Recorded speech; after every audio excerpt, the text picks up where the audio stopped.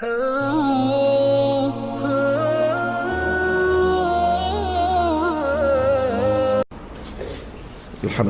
Rabbil Alamin, wassalatu wassalamu ala ashrafil mursalin, Sayyidina wa nabiyyina Muhammad ibn Abdillah Rasulil Amin, wa ala alihi wa sahbihi ajma'in. Subhanaka la ilma lana illa ma 'allamtana innaka antal alimul hakim. Rabbi shrah li sadri wa yassir li amri wahlul 'uqdatam min lisani yafqahu qawli. Rabbi yassir wa la tu'assir wa bitamim bi khair wa ba'd.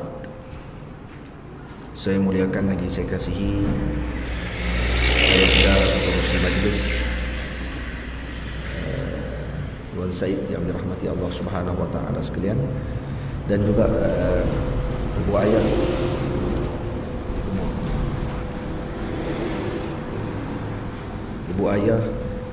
abang-abang, kakak-kakak yang dirahmati Allah Subhanahu wa taala sekalian. Pertamanya kita memanjatkan setinggi syukur kita kepada Allah Subhanahu wa taala kerana dengan limpah kurnia dan izin daripada Allah dapat sama-sama kita berkumpul pada pagi ini setelah hampir 7 bulan. Oh, Allah kasih. 7 bulan tak ada kelas. Saya ni kerja pemula ya. Dulu masa Pak Si mula sekali kelas kita dekat depan yang panggil pejabat daerah, kat situ pun saya mula juga. Kerja main mula ya. Lepas tu tak ada nak main. Baik, InsyaAllah sekarang saya dah balik selesai dah daripada Mesir. Dan dalam proses sekarang ni dah buat pondok kita di Pedu, insyaAllah. Tanah dah tolak, cuma dalam proses sebab sekarang tengah hujan, jadi nak kena tambun tanah, nak kena levelkan tanah dan sebagainya. Nanti insya-Allah ni sekarang dalam proses untuk pembinaan pondok saya, iaitu Zawiyah Nasiriyah. Nama pondok saya ni Zawiyah Nasiriyah. Zawiyah ni nama bagi tempat pengajian, tempat suluk para sufi, kemudian tempat pendidikan yang diduduki oleh para penuntut ilmu, fuqara dan sebagainya. Dan insya-Allah tu tempatnya di Kampung Tongplu, Pedu, insya-Allah. Jadi ibu ayah semua, abang-abang, kakak-kakak yang ada kelapangan masa, kalau nak pergi tengok, bolehlah pergi ke Kampung Tongplu, insya-Allah. Nah, saya ada di sana. Kita akan ambil mula bulan 1 ni, insya-Allah pelajar mula bulan 1. Dan saya akan ambil 10 orang je, sebab saya seorang je mengajar. 10 orang pelajar duduk dengan saya 4 tahun, tak boleh balik. Syarat dia satu je, tak boleh balik. Raya pun tak boleh balik. Jadi mak ayah boleh main lawat, cuma tak boleh balik. Handset tak ada, apa pun tak ada. Dan pelajar semua umurnya 18 tahun ke atas. Bukan umur kecil lah, umur besar-besar lah, umur 18 tahun ke atas. 10 orang yang saya akan pilih untuk mereka duduk di pondok saya tu, mengaji betul-betul selama 4 tahun. Lepas tu balik, tak apa.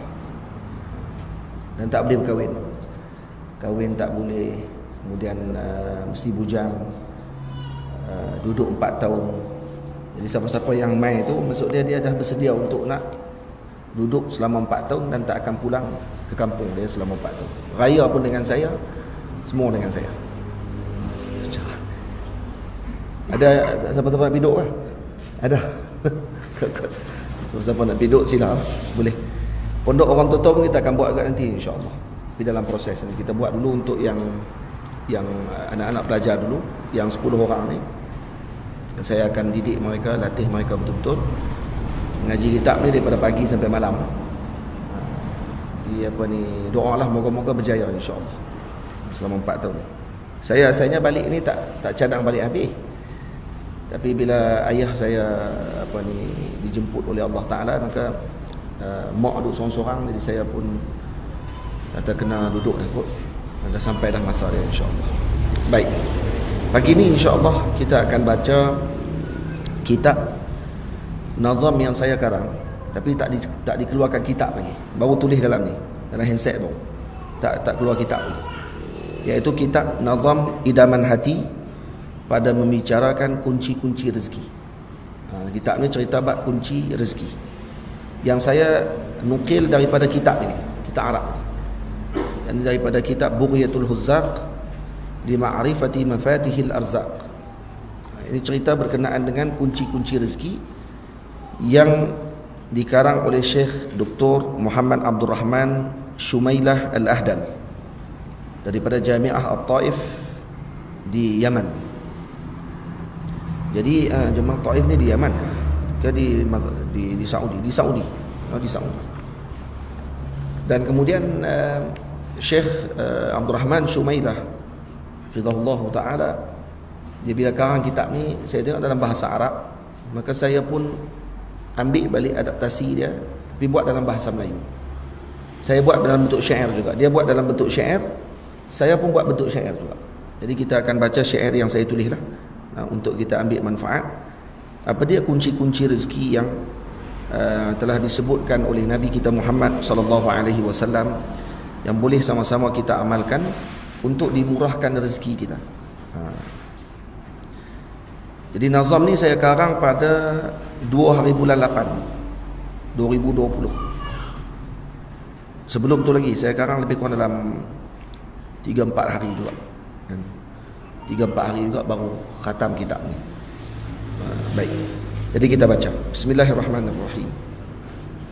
Pujian sempurna buat Maha Esa, pujian tak terbanding dengan nikmatnya. Jadi nazam saya tulis ni dalam bahasa Melayu dengan bacaan Arab, bacaan Bahar Rajas, mustaf'ilun mustaf'ilun mustaf'ilun 6 kali. Mustaf'ilun tu 6 kali.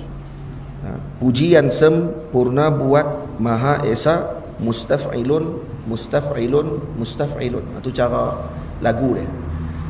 Bahar ni dibuat oleh siapa? Disusun oleh Al-Imam Khalil bin Ahmad Al-Farahidi rahimahullahu ta'ala, guru kepada Al-Imam As-Sibawayh yang tulis kitab Nahwu tu. Jadi Imam Khalil bin Ahmad satu hari dia lalu di satu tempat orang duk tempa besi.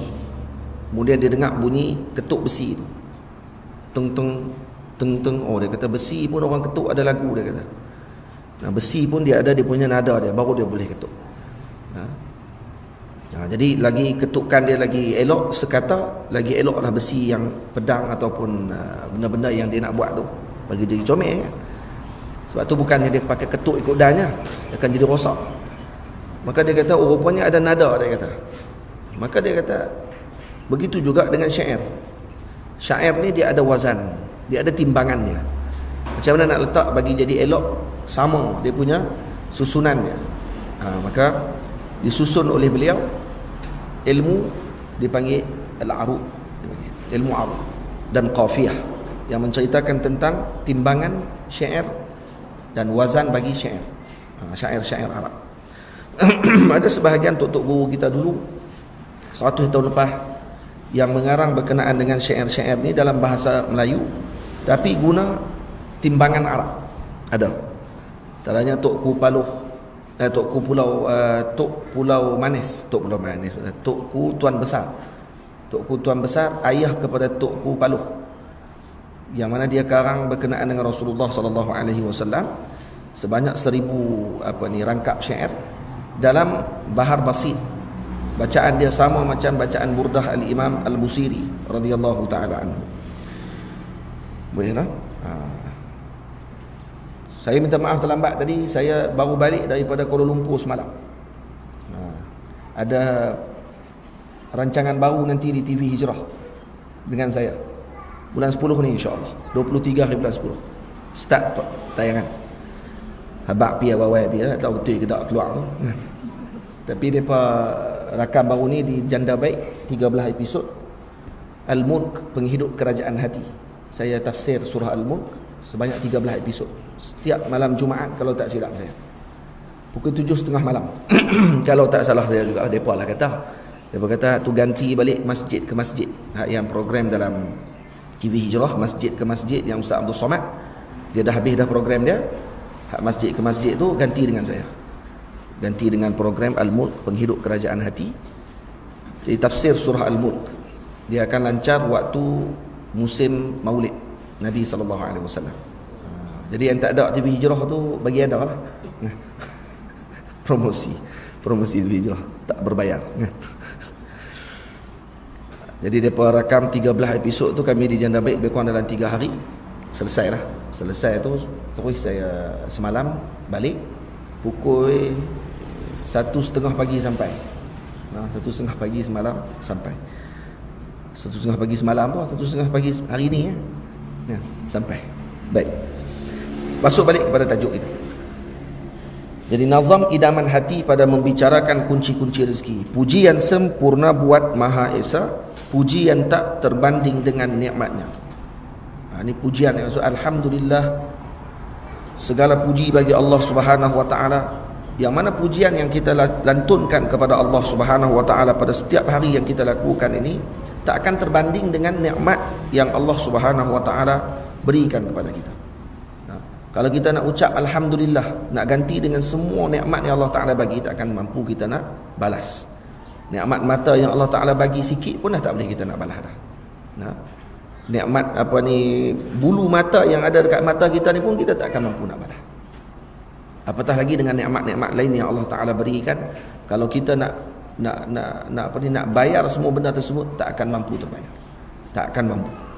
Sebab tu hamba Allah taala yang sering fikir tentang masalah tersebut, maka dia akan jadi hamba yang bersyukur kepada Allah. Sebab tu syukur ni maksud dia apa dia? Syukur maksudnya sarful abdi jami'a ma an'ama Allah taala bihi li ajli ma khuliqa lah. Maksud syukur, hamba tersebut menggunakan seluruh nikmat yang Allah taala jadikan kepadanya tersebut dengan apa tujuan nikmat tadi dijadikan. Itu maksud sarful abdi jami'a ma an'ama Allah taala bihi li ajli ma khuliqa lah. Jadi kalau kita gunakan seluruh nikmat yang Allah taala jadikan ni pada tempat tujuan benda tu dijadikan, maka kita ni bersyukur. Contoh, mata kita dijadikan untuk apa? Untuk tengok kalamullah, Al-Quran, baca pagi-pagi, baca setiap hari. Tengok baca selawat, tengok alam yang comel ni. Tengok wajah para ulama, tengok Kaabah Al-Musharrafah, tengok muka mak ayah kita dan sebagainya. Maka kita telah menggunakan nikmat mata tersebut pada kedudukan yang betul. Maka kita termasuk di kalangan orang yang bersyukur dengan mata. Tangan kita guna untuk memegang pen waktu ketika mana guru mengajar dan menulis. Tangan kita digunakan untuk cari rezeki yang halal. Tangan kita untuk itu, ini yang baik-baik semuanya yang disyariatkan dalam agama Allah Ta'ala. Maka ini orang yang bersyukur dengan nikmat tangan.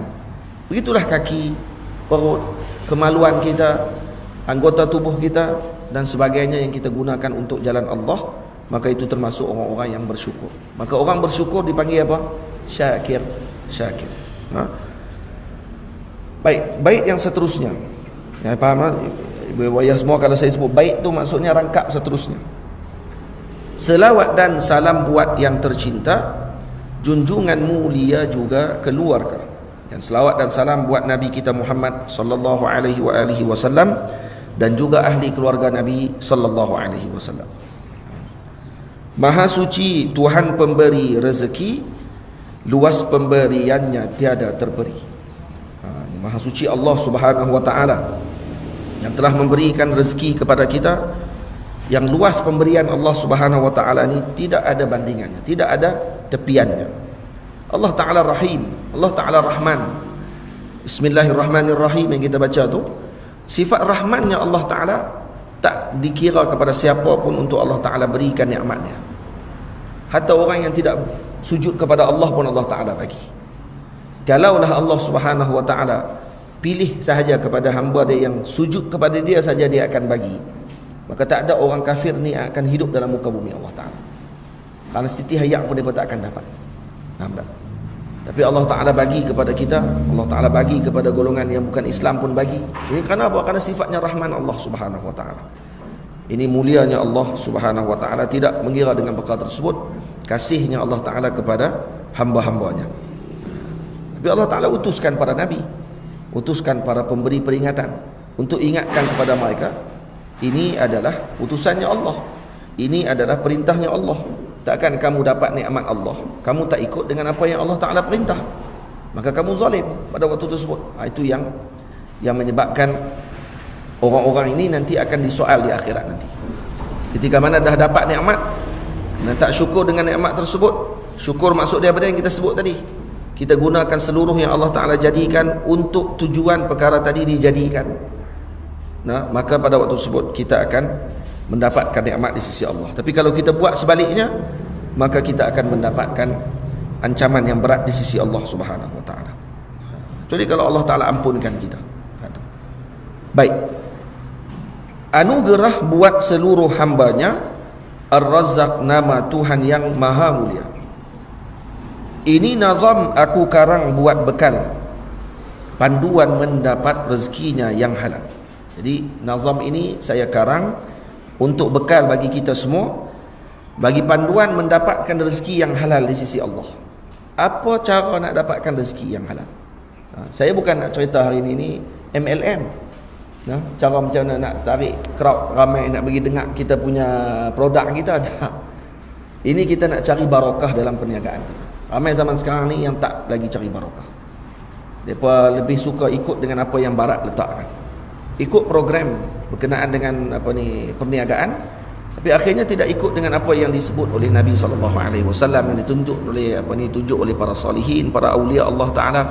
Ramai kan lah ni berniaga suka tunjuk duit dalam Facebook. Ni dapat banyak ni, tunjuk kereta dia, tunjuk rumah dia yang baru dia beli dengan perniagaan yang dia ikuti. Tujuan dia untuk apa? Untuk nak tarik orang bagi ikut dengan apa yang dia buat. Baik, adakah ini diajarkan oleh Nabi SAW, diajar oleh para salafus salih? Al-Imam Malik radhiyallahu anhu pernah ditanya oleh Imam Syafi'i.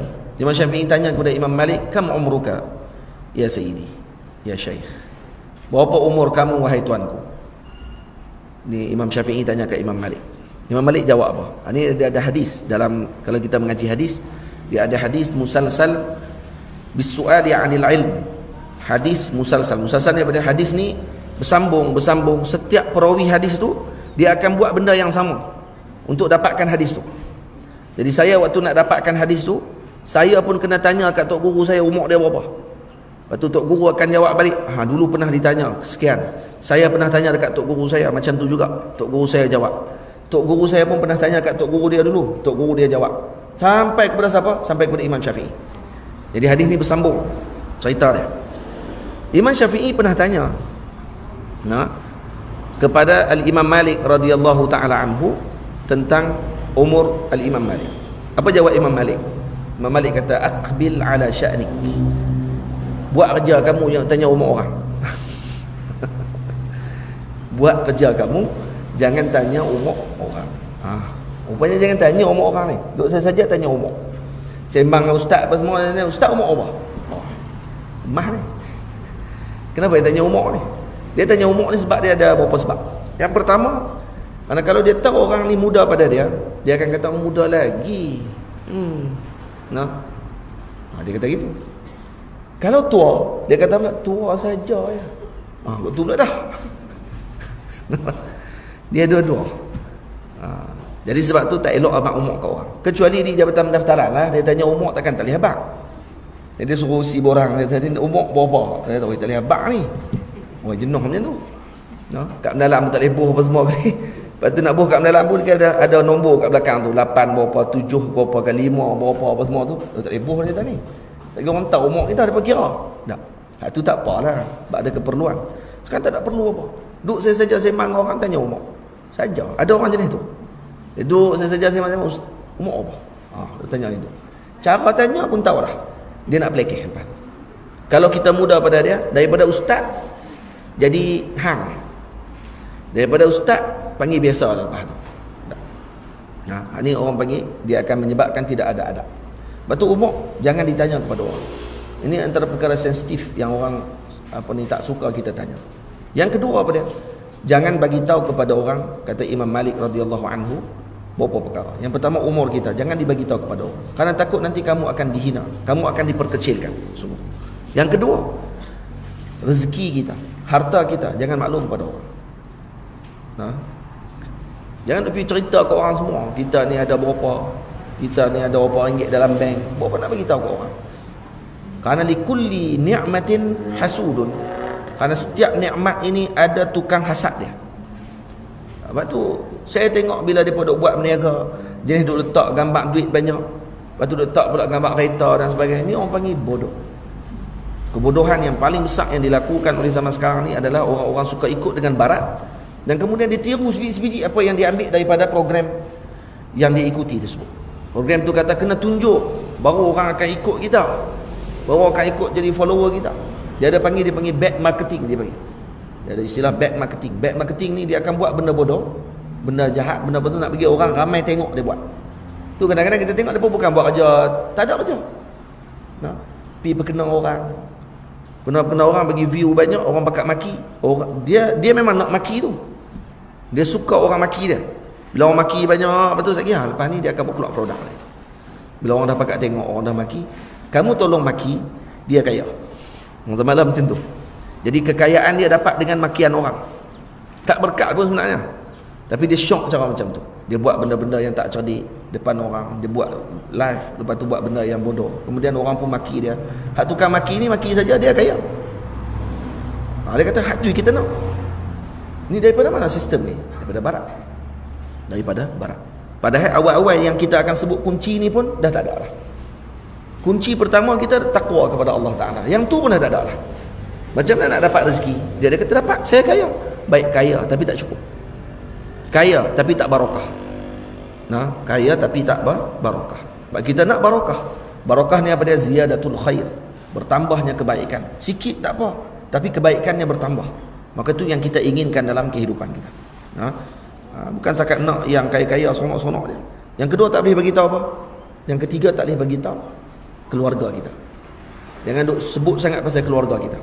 Asyik-asyik sebut pasal keluarga, cerita pasal keluarga kita banyak sangat. Kerana apa? Kerana tadi ayat tadi, likulli ni'matin hasud. Setiap nikmat ni ada hasadnya.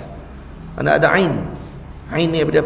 Ain ni kata Nabi SAW, kalau ada sesuatu yang lebih cepat daripada qadar, maka ain akan melangkaui qadar. Punya kuatnya ain ni. Tu mubalaghah daripada Nabi SAW nak bagi tahu kata penyakit ain ni benda yang berat. Ain ni bahaya tuan. Ada orang kadang dia tengok orang saja menyebabkan orang tadi jadi sakit. Itu panggil ain. Sebab tu kita kalau nak keluar rumah baca ayat kursi, nak masuk dalam rumah baca ayat kursi, baca qul huwallahu ahad dan sebagainya. Kemudian kita baca selawat kepada Nabi SAW, baca doa-doa yang mendinding diri kita daripada ain. Sebab benda tu bahaya. Sebab ada orang yang macam tu, dia tengok orang saja pun dengan pandangan dengki dia. Dia ain ni boleh jadi sebab dengki yang terlalu kuat meluap dalam badan dia ni, dalam dada dia, terkesan kepada orang dengan pandangan mata dia. Sebab tu mata kita ni saja kalau tengok dengan benda suatu dengan tumpuan dan sebagainya tu, nasi boleh jadi basi. Kalau tengok mata tu dia tengok je, nasi boleh jadi basi, pokok boleh mati. Kuatnya pandangan mata ni bahaya. Dia tajam. Ada orang di Mesir, saya pernah cerita sebelum ni, dia ada ain, dia panggil qatlu bil ain, dia bunuh dengan mata. Ada dalam kitab, dalam Mughnil Muhtaj ada sebut, karangan Imam Khatib Syirbini. Masalah qatlu bil ain maksudnya membunuh dengan mata. Macam mana dia bunuh dengan mata? Dia tengok orang ni mati orang tu. Ada syekh saya sebut, guru saya Syekh Abdul Aziz Syahawi hafizahullah taala, ulama besar di Masjid Al-Azhar Al-Sharif di Mesir, umur dia dekat 80 lebih dah. Saya mengaji fiqh dengan beliau. Jadi apa ni, Syekh Abdul Aziz dia pernah cerita kata ada seorang lelaki duduk di Tontor, satu negeri di Mesir. Dia ni ain dia kuat, mata dia kuat. Rebau pun mati lalu depan dia. Tu hari dah rebau, tu orang kampung dia lalu depan dia. Dia kata jangan duduk lalu depan aku, dia ni samsing sikit belakang. Jangan duduk lalu depan aku, dia kata. Lalu buat apa rebau depan aku? Dia tak lalu buat mana lagi. Jalan ni ada pun. Lalu dia kata. Lalu dia tengok rebau tu, mati rebau waktu tu juga. Terbalik rebau, mati. Waktu tu. Kuat. Biar orang macam ni, kata para ulama, macam mana hukuman kepada dia? Sebab dia tak sentuh, dia tak guna alat nak bunuh, dia guna mata dia. Kata para ulama, kalau orang macam ni ada dalam muka bumi ni, orang macam ni kena penjara. Tak boleh biar duduk dengan orang. Dia nak bunuh orang lagi. Dia geram kat orang, dia tengok ni terbalik kereta orang. Ada satu orang ni kereta api terbalik kalau dia tengok. Saja dia. Kereta api lalu. Dulu kampung guru saya tu Nimrah Basal, dekat kawasan Nimrah Basal tu, dekat dengan Mahallah Kubra. Saya duduk pergi mengaji dengan syekh saya ni daripada Kahirah lebih kurang 3 jam perjalanan naik kereta api. Pagi-pagi pukul 7.30 pagi tu saya pergi dengan guru saya Syekh Ahmad Mamduh hafizahullah. Naik kereta api daripada Kahirah sampai di kampung dia di Mahallah Kubra. Kemudian naik pula kenderaan awam lebih kurang 3 jam perjalanan. Tapi lepas tu bila saya anak-anak dengan orang rumah saya duduk di Mansurah, tempat guru saya dengan tempat yang orang rumah saya duduk ni lebih kurang 45 minit. Jadi saya awal-awal pergi kat rumah dulu di Mansurah. Kemudian esok pagi tu bertolak pergi ke kampung guru saya. Dekat sikit lah, ada tempat tidur. Jadi sebelum tu kami kena keluar awal-awal pagi naik kereta api 3 jam perjalanan. Jadi dia kata dulu tempat dia ada kereta api, lalu kereta api, tapi dah tak ada dah lepas tu. Kenapa? Kerana ada orang kampung tu yang kalau kereta api lalu dia akan buat jahat. Dia tengok kereta api, kereta api lagi lalu, kita balik. Dia bukan wali, dia bukan tok wali. Dia kata, "Weh, ni tok wali ke ni?" Tak, bukan tok wali. Tok wali tak buat itu ke orang. Dia ni dia ada kelebihan tu. Dia bukan sihir.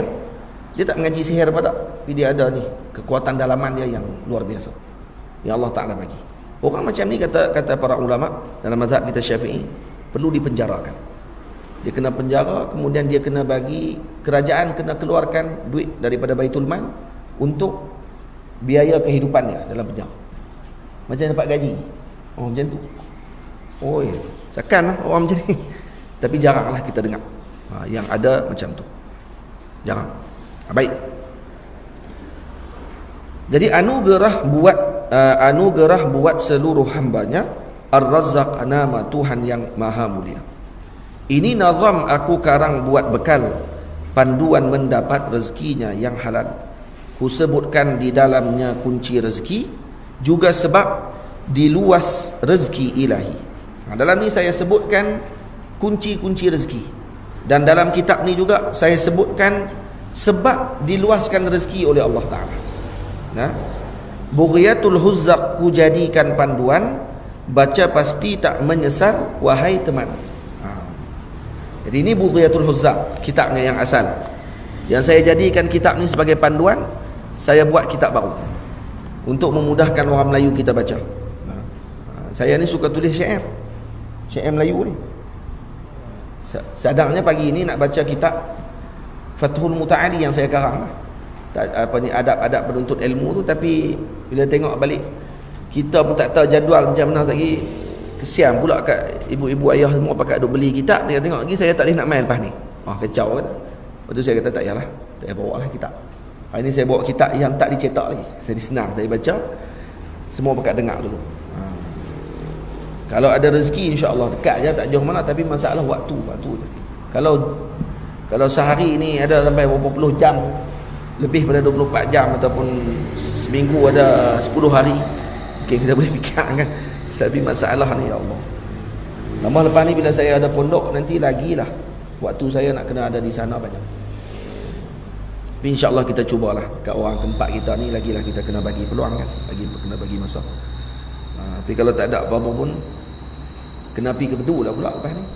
Kena pergi ke Bedu, sini pun kena main. Ni tuan jangan lupa tadi ni tuan Syed beritahu tu. Tu bukan beritahu saja. Ni nak pergi ada ni, nak pergi elok balik tempat ni, nak pergi selesa kita duduk. Semua ni pahala jariah yang besar yang Allah Ta'ala akan bagi kepada kita pahala dia, insya-Allah. Baik. Ni kira alhamdulillah saya kita duduk bawah kemah ya. Duduk bawah kemah, susun kerusi apa semua kali. Dulu duduk bawah ya, lantai dekat depan tu. Ni sampai naik ni kira apa ni, Tuan Syed kita antara orang yang paling ni lah, yang paling banyak memberikan apa ni sumbangan tenaga, kewangan untuk majukan tempat ni, insya-Allah. Moga Allah Ta'ala jadikan ni kebaikan kepada beliau dan keluarga beliau dan seluruh kita semualah yang ada di dalam majlis ni. Amin ya rabbal alamin. Baik, kunci pertama. Kunci pertama ialah melazimi taqwa kepada Allah Ta'ala dalam keadaan sembunyi dan terang-terangan. Ini taqwa. Yang pertama, kunci rezeki apa dia? Taqwa kepada Allah Subhanahu wa Ta'ala. Tidak ada jalan lain. Taqwa adalah sebab kepada rezeki mencurah-curah datang kepada hamba tersebut. Dan maksiat adalah sebab kepada rezeki dihalang kepada hamba Allah. Jadi lawan kepada takwa adalah tidak bertakwa. Daripada tidak bertakwa ni akan buat maksiat kepada Allah Ta'ala. Dan sebab dihalang rezeki kita adalah kerana maksiat. Dan kena faham di sini, rezeki yang kita maksudkan sini rezeki yang barakah. Kita bukan nak rezeki saja, kita nak rezeki yang berkat. Sebab tu orang yang makan nasi sepinggan tapi dia boleh buat amal ibadah kepada Allah Ta'ala dengan baik, lebih baik daripada makan nasi 3 pinggan tapi akhirnya duduk dalam hospital. Tak boleh buat apa. Boleh? Kita nak rezeki yang barakah. Itu yang paling utama sekali. Jadi kita baca kitab ni bukan nak tahu oh macam ni rupanya nak ambil rezeki. Tapi dia terlupa dengan yang dianjurkan oleh Nabi SAW, yang disebutkan oleh Allah Subhanahu wa Ta'ala. Baik, taqwa ni apa dia? Taqwa ini adalah qasyah wal khauf. Al-qasyah wal khauf. Apa beza qasyah dengan khauf? Dua-dua takut. Dalam Quran Allah Ta'ala sebut innama yakhshallaha min ibadihi al-ulama. Sesungguhnya yang takutkan Allah, takut juga. Khauf, takut juga. Dua-dua bahasa Arab. Dan dalam bahasa Arab ini bahasanya luas, maksudnya besar, luas. Khauf biasanya takut disertakan dengan orang panggil apa? Rahb dipanggil. Rahbun ni maksud dia apa dia? Gementar, takut dengan menyebabkan kita akan berjauh daripada benda tersebut. Contoh, kita takut hantu, kita akan berjauh daripada tempat yang kita duk dengar kata tempat tu berhantu. Kita takut dengan harimau, dipanggil khauf, dengan harimau. Kenapa? Karena kita akan menjauh daripada harimau tersebut. Boleh? Tapi kalau khasyah al-khauf maqrunatun atau maqrunun bit-ta'zim. Khasyah ni khauf maqrunun bit-ta'zim. Maksudnya ketakutan disertakan dengan pengagungan. Maka ni dia panggil khasyah. Betul bila disebut dalam Quran innama yakhshallaha min ibadihi al-ulama, maknanya para ulama ni mereka ni takut kepada Allah dengan disertakan pengagungan. Dan takut dengan khasyah, mereka tak lari daripada Allah, mereka akan pergi kepada Allah. Ini beza kita takut dengan binatang yang buas dengan takut kepada Allah Subhanahu wa Ta'ala. Takut kepada Allah hamba tadi akan pergi kepada Allah. Takut kepada binatang buas, kita akan lari daripada binatang tersebut. Ini beza dia. Tamam? Jadi takwa Allah Subhanahu wa Ta'ala, sebahagian para ulama kata apa dia? Khasyatuhu wa imtisalu amrih wajtinabu nawahih. Iaitu kita takutkan Allah, dan dengan cara apa? Kita melaksanakan perintah Allah dan menjauhkan larangan Allah Subhanahu wa Ta'ala. Itu takwa. Bahasa Pak Sumit dia sebut dekat saya waktu saya jumpa dengan dia, dia kata takwa ni nak faham senang, dia kata tinggal yang tak apa kerana ada apa. Ini takwa. Tinggal yang tak apa kerana ada apa. Apa dia? Maksud tinggal yang tak apa kerana ada apa? Kerana ada benda yang menyebabkan yang tak apa tadi jadi tak boleh. Boleh faham? Contoh, bil misal yattadihul maqal. Dengan misal akan menjelaskan apa yang saya cakap. Saat ni misal ni saya ulang balik aja. Misal Pak Sumit bagi tahu kat saya. Saya tak ubah. Misal dia kita lalu kat rumah seorang jiran kita, tengok-tengok ada pokok jangguih. Pokok jangguih kita ambil apa? Ambil pucuk jangguih. Pucuk jangguih tu ada kat depan rumah dia, kita pun pergi abak kat rumah. Kata maklum kata nak teringin nak makan pucuk jangguih tengah hari ni kata. Boleh tak ambil sikit? Maklum kata Allah ustaz ambil lah. Ambil lah ustaz, belungguk pokok tu pun ada kata. Jangan ambil pokok Jangan pergi tebang pokok kata. Ambil pucuk, ambil lah. Tak ada masalah apa. Saya bagi. Dia kata. Kalau ustaz lalu lepas ni tengah kita duk ambil tu lagi, dia pun ramah. Dia pun kata, kalau lepas ni kalau ustaz lalu ambil, nak ambil tu kalau ada tu ambil je lah. Terus abang lah dia kata. Betul. Ramai kau orang kita macam tu? Ramai. Maka tak apa tak kita ambil selepas tu? Tak apa. Kita duduk lalu ambil. Esok lalu kita tengok ada tumbuh baru pula dah. Ambil lagi. Mai minggu depan lalu tengok ada lagi. Hai. Dapat dah lesen A hari tu. Lesen agung. Dia bagi dah hari tu ni kan. Dia tengok Pak Long tak ada kat rumah kata hari tu dia bagi dah. Saya ambil, kita pun ambil. Satu hari Mak Long ni balik rumah. Dia tengok ada pucuk jangguih. Lepas tu tok laki dia kata, teringin nak makan pucuk jangguih nah hari ni kata. Pergi kutip saat depan tengok, aku tengok ada ni, dia kata. Ni Pak Long lah balik ni. Maklum kata tak nak bersiap, tak nak pergi ambil. Maklum keluar, sebelum dia keluar kita lalu. Kita pula hak orang punya ni cukup sedap ya. Peri. Benda peri ni memang dia sedap. Tengok tak, oh ada lagi. Kutip lagi kita. Maklum tu keluar tengok tak ada lah. Dia kata tak ada lah bang. Dia kata laki dia kata tadi main lalu tadi ni ada. Dia kata macam mana boleh tak ada. Dia pun keluar sekali. Tak ada dah, dia kata kurang ajar siapa ambil ni. Dia kata dah. Lepas tu yang maklum tu kata, hei, jenis ambil tak abak ke orang ni, dia kata. Aku tak redha, dia kata. Ambil tak abak ke orang, dia kata. Kambing ni kata tak boleh panjat sampai tinggi ni. Ni jenis ambil tak abak ke orang ni kurang ajar ni, dia kata ni. Tak abak. Dia lupa dah, itu lesen dia bagi kat kita. Jadi kita ni kalau bertakwa kepada Allah, kita akan ambil dah tu setiap kali kita lalu. Dah setiap kali lalu kita akan minta izin. Kenapa? Karena tinggal yang tak apa, karena takut ada apa. Faham tak ni? Ini takwa. Yang tu peringkat tinggi tu. Tu takwa peringkat tinggi. Karena tu takwa disulami dengan wara' kepada Allah. Dia termasuk dengan wara'. Boleh? Karena tu bukan ijtinab nawahi, bukan meninggalkan larangan, sebab dia tak dilarang untuk ambil, sebab dia dibenarkan untuk ambil. Tapi lebih tinggi lagi takwa daripada al-imtisal amrillah subhanahu wa ta'ala wa ijtinab nawahi, melakukan arahan Allah, meninggalkan larangan Allah dan larangan Nabi SAW. Ini tak dilarang, dibenarkan. Maksudnya kita nak ambil boleh, tak ada masalah, tapi takut syubhat berlaku, maka kita tinggalkan. Ini takwa peringkat yang sangat tinggi yang disebutkan oleh Sayyidina Sufyan Ibni Uyainah radhiyallahu anhu. Ni kalam Imam Sufyan bin Uyainah, tapi Pak Sumi terjemah dalam bahasa Kedah. Tinggal yang tak apa kerana ada apa. Tarku ma ba'sa bihi li ajli ma la ba'sa bih. Tak silap. Tarku ma la ba'sa bihi li ajli ma ba'sa bihi. Tu terbalik. Tinggal yang tak apa kerana ada apa. Tu. Pak Sumi bagi contoh tu, saya ingat Bella. Contoh ni 16 tahun lepas. Ni sebelum saya pergi Mesir. Saya pergi jumpa dengan Pak Sumi. Kemudian dia habaq kat saya ni benda ni. Pak Su kalau pergi jumpa dia akan kata Pak Su tak sihat lah ni. Tapi kalau pergi jumpa dengan dia akan kata ni main nak cerita apa, nak sembang apa ni, dia kata. Kalau bawa pukat kecil dapat ikan kecil ni kan. Kalau bawa pukat besar dapat ikan besar. Ikan kecil terlepas. Buat mana? Jenuh kita. Nak bawa pukat macam mana dapat semua ni? Bawa pukat tunda semua dia hentam ambil. Jadi dia kata kalau bawa ni benda yang kita nak bincang ni, benda yang halus-halus, nak bawa pukat halus ya. Dapatlah yang halus-halus. Tapi kalau nak jenis besar-besar dan juga berharga besar, maka kena bawa pukat besar ni. Tapi yang halus-halus mungkin terlepas. Jadi kita pun jadi macam mana nak bincang macam mana, kita pun tak tahu. Dah kali dengar dia bagi tahu apa dia lah yang dia nak bagi tahu. Dia pun orang puitis, cukup cakap dengan syair dan sebagainya. Baik. Ini takwa kepada Allah Ta'ala. Jadi saya sebut dalam bait saya ni, lazimilah takwa, jangan kau abaikan, terang-terangan juga bersendirian. Jadi kita kena bertakwa kepada Allah Subhanahu Wa Ta'ala dalam semua keadaan kita. Sama ada kita dalam keadaan bersendirian, sama ada dalam keadaan kita bersama dengan kelompok yang ramai, sama ada dalam keadaan kita senang, sama ada dalam keadaan kita susah. Semua kena takwa kepada Allah, karena ini akan menyampaikan kita kepada kejayaan di dunia dan di akhirat.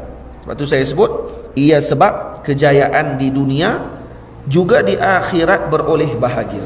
Ini sebab kepada beroleh kebahagiaan kita di dunia dan akhirat adalah kerana takwa kita kepada Allah Subhanahu Wa Ta'ala. Jadi kena takwa kepada Allah. Jadi nak takwa macam mana? Nak takwa kena ada pembimbing. Tak boleh nak takwa sendiri-sendiri kita. Kita kata kita baca bab takwa banyak dah ni, boleh kot nak beramai? Tak. Kata Al-Imam Abdul Wahab Sya'rani radhiyallahu anhu, nak bertakwa pun kena ada bimbingan. Kena ada guru yang kena sebut kat kita ini takwa kepada Allah. Kena macam tu. Kalau tidak, tak boleh. Jadi kena ada guru yang membimbing kita. Baik kalau tidak ada guru yang membimbing kita dan kita nak cari tak jumpa. Tak tahu mana nak tahu, tak jumpa, kita nak cari, maka lazimkan salawat kepada Nabi SAW. Lazimi salawat kepada Nabi. Karena akhir zaman ini orang yang melazimi salawat, dia akan dijaga oleh Allah Subhanahu Wa Ta'ala.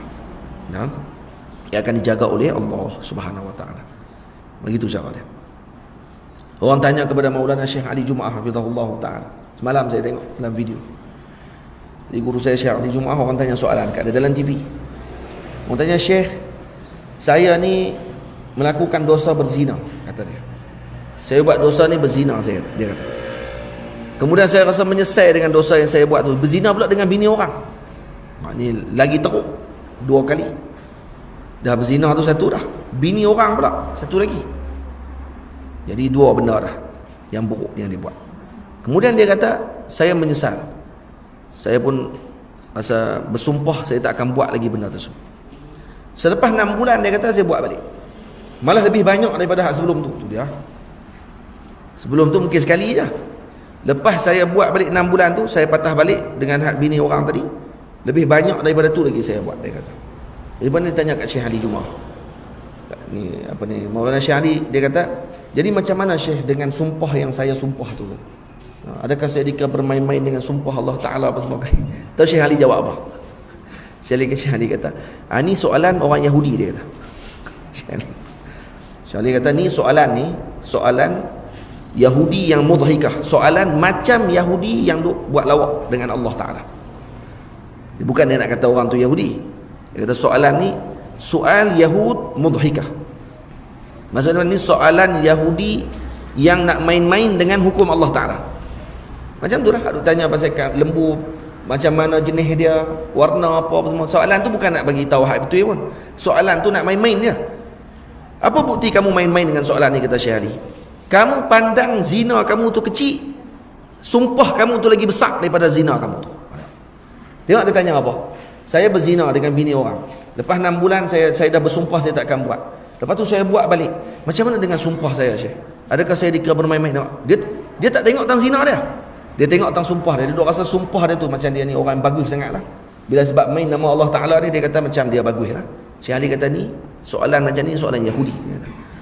Kemudian Syekh Ali Jumaah kata apa? Soalan macam ni bukti kepada orang yang bertanya ni otak dia tak apa nak betul. Syekh bubuh tu. Saya kata, weh, sakan juga saya ingat Syekh nak jawab lembut dah rupanya Syekh marah betul waktu tu. Saya kata ni tak patut tanya soalan macam ni, dia kata. Ni soalan bukan nak cari penyelesaian. Dia buat dosa lebih besar daripada tu lagi. Kemudian dia anggap yang dia tanya tu lebih besar daripada dosa yang dia buat. Ini orang main-main, dia kata. Tapi Syekh Ali kata, tapi macam mana pun saya pesan satu kepada dia. Syekh Ali kata, kepada orang yang bertanya ni, jangan tinggal selawat, kata Syekh. Ini yang penting. Apa pun Syekh Ali Jumaah, ubat dia apa dia lah sekali selawat. Selawatlah banyak-banyak kepada Nabi SAW. InsyaAllah diselamatkan kamu nanti. Hak tu dulu. Walaupun Syekh marah betul-betul, tapi bab selawat saya tak tinggal. Suruh selawat. Jangan main-main dengan selawat. Selawat jangan main-main. Kena lazim dengan selawat. Duduk saya saja di selawat. Ada selawat pendek. Selawat pendek yang saya ambil daripada para guru saya, dia panggil selawat dhamir. Selawat dhamir ni pendek sangat. Tuan-tuan semua boleh beramai. Apa dia? Allahumma salli alaih. Kalau boleh beramai selepas subuh dengan selepas maghrib. Selepas kita wirid, kita wirid apa dia? Astaghfirullahalazim, astaghfirullahalazim 10 kali. Jangan tinggal. Saya pesan kepada ibu ayah semua, abang-abang, kakak semua, lepas sembahyang subuh dengan maghrib ni ambil masa sikit. Jangan bangkit lagi terus. Ambil masa. Duduk Ustaz. Waktu tu kita nak kena duduk betul-betul. Jangan kalut Nabi mana.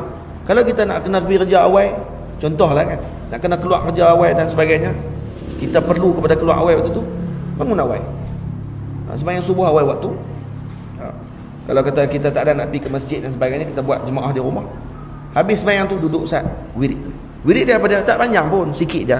Astaghfirullah 10 kali. Sama ada astaghfirullahalazim alladzi la ilaha illa huwal hayyul qayyum wa atubu ilaih, panjang sikit. Atau kita buat pendek, astaghfirullah, astaghfirullah, astaghfirullah, astaghfirullah, boleh, tak ada masalah. Astaghfirullahalazim, astaghfirullahalazim, astaghfirullahalazim pun boleh. Mana-mana hak kita rasa mudah. Yang penting ada astaghfirullah kat depan. Astaghfirullah 10 kali, jangan tinggal. Yang kedua apa dia? La ilaha illallah wahdahu la syarikalah, lahul mulku wa lahul hamdu yuhyi wa yumiit, biyadihil khair wa huwa ala kulli syai'in qadir. Baca yang tu 10 kali. Dengan sirah tu lah, la ilaha illallah wahdahu la syarikalah ila akhiri az-zikr. Baca zikir tadi 10 kali juga. Jangan tinggal 10 kali. Jangan kurang pada 10 kali. Kerana Nabi suruh. Lepas tu apa dia? Allahumma ajirni minan nar. Baca pakat-pakat baca. Jangan Tok Imam baca Allahumma ajirna. Dah, Allahumma ajirni. Ikut dengan riwayat. pakat baca masing-masing. Tok Imam kalau dia baca Allahumma ajirna, hak belakang tak baca lah. Dia tak apa, Tok Imam doa lah. Selesai kot kami. Tak baca masing-masing untuk dapat fadilat tu. Fadilat siapa yang baca Allahumma ajirni minan nar. Semua siapa yang baca Allahumma ajirni minan nar pada waktu pagi subuh dengan waktu maghrib malam tu, selepas sembahyang maghrib dia baca Allahumma ajirni minan nar sebanyak 7 kali, syurga neraka akan berdoa kepada Allah, ya Allah, lelaki ini telah memohon perlindungan daripada aku, maka jauhkan dia daripada aku, ya Allah. Dalam hadis riwayat disebut oleh Nabi SAW, siapa yang baca Allahumma ajirni minan nar pada waktu pagi, kalau dia mati pada siang tersebut, dia tak akan masuk neraka Allah Ta'ala. Siapa yang baca pada waktu malam, kalau mati malam tu, dia tak akan masuk neraka Allah Ta'ala. Kita nak apa lagi tuan-tuan duduk dalam muka bumi ini? Kalau nak balik kepada Allah, tak mau masuk neraka, itu yang kita tak mau. Kena masuk neraka, sono. Oi. Padan kan kita, bakar dengan api dunia pun kita tak mau. Duk bakar api sampah pun kita duk jauh. Ada orang duk bakar api sampah, naik tebal piduk masuk dalam tu. Tak kerja. Nah. Tahu sakit. Macam mana orang tu boleh sanggup nak duduk dalam api neraka Allah Ta'ala? Tak ada orang yang sanggup nak duduk dalam api neraka Allah Ta'ala. Neraka pun tension. Jahannam, dalam neraka ni ada satu qa'r ataupun satu lembah dipanggil Jahannam. Neraka Jahannam ni, ini neraka yang luar biasa. Sebutkan kerana neraka sendiri sebut. Neraka sendiri sebut kepada Allah, ya Allah, akala ba'duna ba'd, begitu. Telah makan sesama kami di sama-sama sendiri. Maksudnya neraka ni, api neraka tu duk makan neraka juga. Punya kuatnya. Akhirnya minta kepada Allah, ya Allah, kurangkan sedikit, ya Allah. Maka akhirnya diberikan kepada neraka ni 2 nafas. Neraka boleh bernafas dengan 2 nafas. Sekali dia bernafas, keluarlah tempat yang paling panas di dalam muka bumi Allah Ta'ala. Itu tempat paling panas tu, neraka apa ni, gurun Sahara dan sebagainya. Ataupun kita waktu main musim panas sungguh tu, waktu tu neraka sedang melepaskan nafas dia. Tu pun kita teruk lah waktu tu. Tapi tak ada lah sangat kat Malaysia ni, kemarau tak ada teruk sangat. Kalau kat Mesir panas dia, ya Allah, tu pun tak panas lagi. Kalau panas betul ni di Mekah. Di Mekah ni dia, kalau kita mengaji hukum fiqh, kita mengaji kitab bab ayat ayat musyammas. Ayat musyammas tak ada di Malaysia, tak boleh jadi. Contoh ayat kita duk jemuk tengah panah, kan? Dalam bekas besi, tengah panah dan sebagainya. Baik, adakah tu dikira ayat musyammas? Boleh kita ambil wuduk dengan ayat tu? Boleh. Boleh, kenapa? Bukan makruh ke tak? Tak, sebab dia tak cukup syarat musyammas. Sebab negara kita ni bukan qutril har, bukan negara panas sepanjang tahun.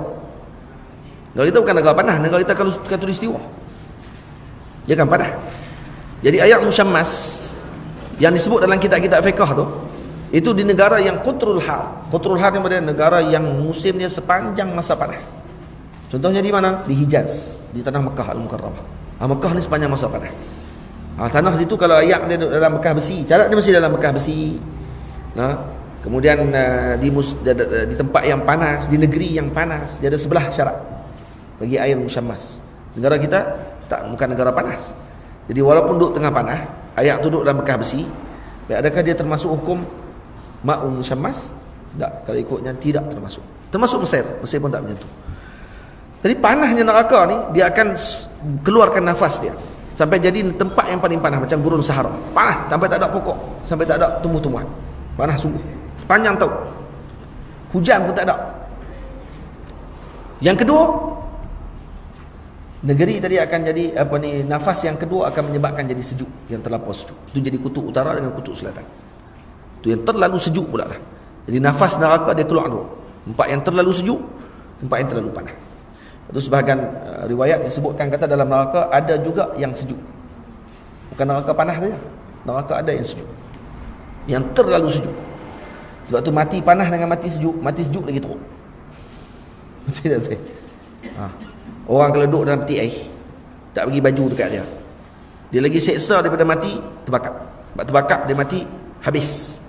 Orang mati sejuk ni dia akan seksa. Dia akan sikit atau lagi teruk. Jangan betul tu kan. Kalau orang tanya kat kita, mati dalam mulut buaya dengan mati dalam mulut singa, mana kita pilih? Dua-dua tak mahu saya. Siapa nak mati dalam mulut buaya? Siapa nak mati dalam mulut singa? Tak, kalau lah orang tu dia nak kena siksa. Raja ni zalim ataupun orang ni zalim nak buat kat kita. Dia kata kat kita, saya akan siksa kamu. Sekarang ni ada singa dalam kandang ni, dengan boya duduk dalam, hak saya belah, dia kata. Nak pilih, nak mana? Kita nak pilih hak mana? Kita doa tak mau lah. Kalau disuruh pilih, kata sebahagian ulama, ambil yang singa tu lebih ringan dibandingkan dengan boya. Kenapa? Kerana boya dia ada dua benda. Yang pertama dia tokak kita, yang kedua lemah. Itu teruk. Dia ada dua yang tak elok, yang berat. Mati lemah, mati kena tokak. Dengan rimau, dengan singa, mati kena tokak aja dah. Cakap kena tokak teruk juga lah. Tapi dua-dua kita tak mau lah, saja yang nak cerita. Kalau suruh buat pilihan. Dan kita takkan pilih lah dua-dua tu. Boleh lah. Itu maksud apa dia tadi yang saya sebut, takwa kepada Allah Subhanahu Wa Taala. Dan di sini saya sebut ia sebab kejayaan di dunia juga di akhirat beroleh bahagia. Jika kau bertakwa kepada Ar-Rahman, segala urusan pasti dimudahkan. Ini kena bertakwa kepada Allah. Jadi takwa akan menjaga hamba Allah Ta'ala tersebut daripada disiksa oleh Allah Ta'ala, diberikan nikmat oleh Allah dengan segala kebaikan dunia dan akhiratnya. Dan takwa adalah modal paling utama untuk kita bertemu dengan Allah Subhanahu Wa Ta'ala. Ini maksud takwa kita kepada Allah. Panjang lagi lah kalau nak bahas tentang takwa ni. Kita ambil sikit lagi. Kunci yang kedua. Ini kunci tak boleh bagi banyak-banyak kan. Bagi sikit-sikit ya. Yang penting tu beramai. Nak kena beramai betul-betul. Yang paling susah nak beramai apa yang paling utama ni lah. Nak bertakwa tu yang paling payah sekali tu. Kunci tu kalau dapat, kunci lain dapat semua, insya-Allah.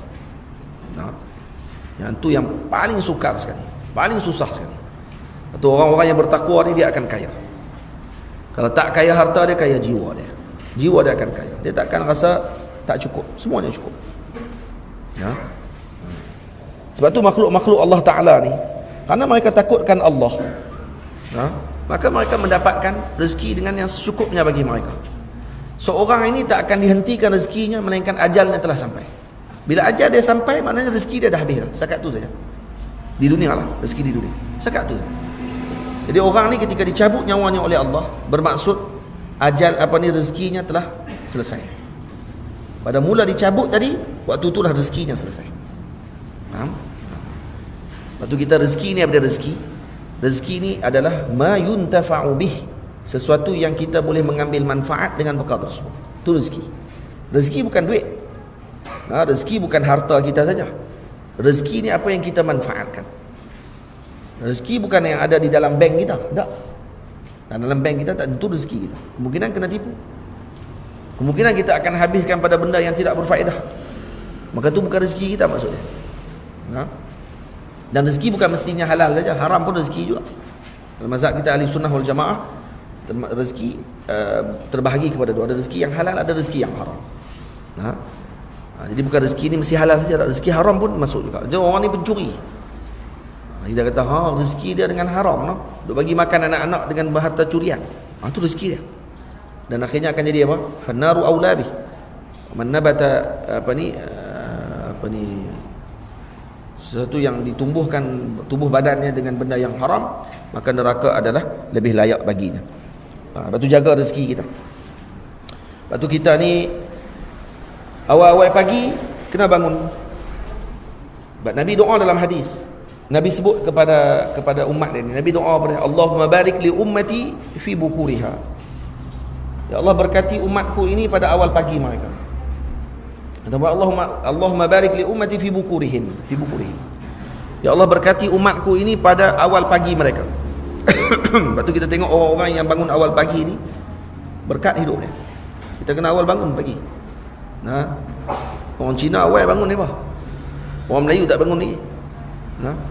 Mereka bangun awal. Lepas tu Allah Ta'ala kadang bagi rezeki kepada mereka tu dan lebih daripada kita pula lah. Karena mereka ajmilu fit talab, kata Nabi. Perbaiki cara meminta kamu kepada Allah. Tuan-tuan cuba tengok beza antara, ni disebut oleh para ulama. Al-Imam Abdul Wahab Sya'rani sebut beza antara kambing dengan anjing. Kambing ni binatang yang bangun awal. Kalau perhati balik, kambing binatang yang bangun awal. Anjing binatang yang suka tidur malam. Bukan tidur malam, berjaga malam, pagi esok tidur. Cuba perhati tengok anjing waktu pagi-pagi dia dah buat apa? Pakat tidur habis anjing. Tidak, pagi subuh betul-betul kalau kita bangun tengok anjing dah senyap. Dia akan tidur. Duduk kat tepi bawah pokok, duduk belengkak, duduk bawah pokok, duduk bukan belengkak, anjing tak belengkak, bulat belengkak kan. Tapi duduk macam itulah. Anjing macam tu. Jadi kerana tu kata para ulama, cuba tengok berkat pada kambing dengan yang ada pada anjing beza. Kambing beranak tak banyak. Betul? Kambing sekali beranak berapa ekor? Sekor je. Kan? Payahlah jumpa beranak 2 ekor ni kira kemah lah. Selalunya sekor je. Beranak sekor keluar. Tapi orang bela banyak. Keluar sekor. Tapi bela satu kali dalam kandang tu ada 40 ekor, 50 ekor. Betul? Ha. Anjing sekali beranak berapa ekor? Ha? 4-5 ekor, 9 ekor pun dah. Anjing. Sekali beranak 9 ekor. Tapi orang bela dalam rumah anjing berapa ekor? Sekor je. Orang tak bela 9 ekor, gila.